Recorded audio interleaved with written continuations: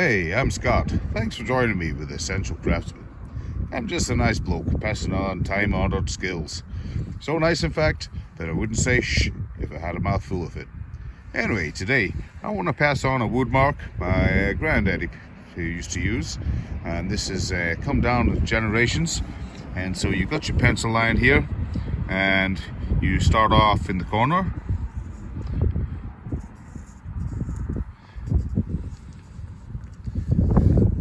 And that's about it.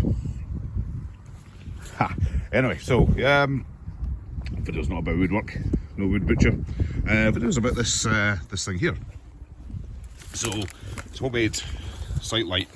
But yeah, so what gave me the idea was to see these blokes working at the side of the road with a great big lobe, and it gives a really nice even light. And you know, bought a couple of, you know, like everybody, battery powered sort of spotlights for sight. And yeah, spotlights are okay, but you know, they're bright, they're in your face, whereas this gives a nice even light. So essentially what this is made up really of stuff I had lying around. The only couple of things I really bought was an adapter for the power tool batteries and this globe here.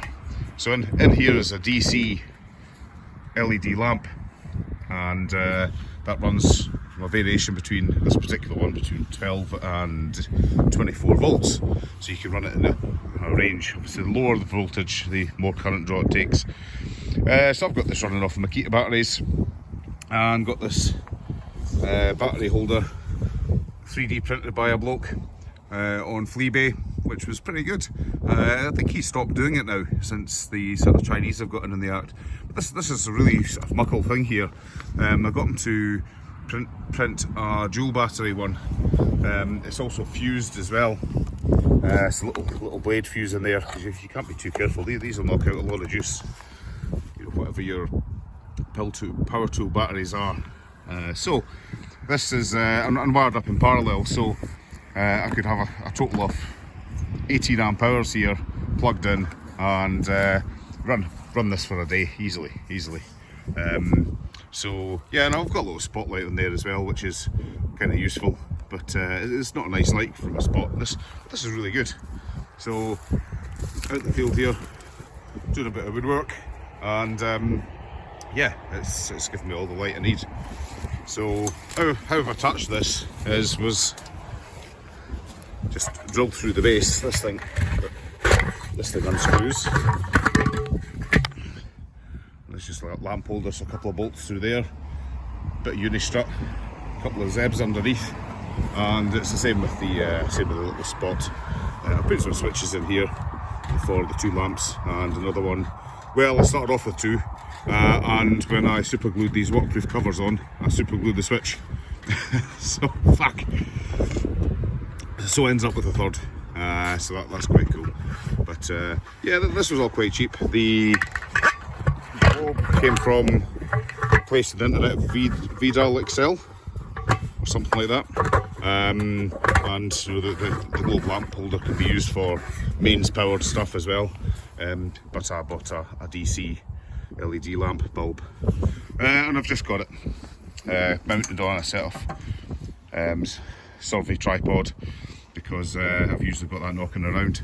Incidentally, the standard, the 5/16 thread on the thumb screw here, you know, to go in the bottom of the magic telescopes and stuff like that.